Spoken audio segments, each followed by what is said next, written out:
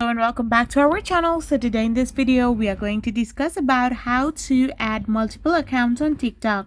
So without wasting much of our time, let's get straight into the video. So to add multiple accounts on TikTok, it is pretty much easy. All you gotta do is simply tap open your TikTok app. Once you open it, you will end up in this kind of interface, which will be your primary browser, like primary site or primary TikTok page that is currently open. So if you want to add a new account or add multiple of accounts on TikTok, simply tap on the user on the top of your screen. So once you tap on it, you can see that my username is Happy Llama. So simply tap on that particular option.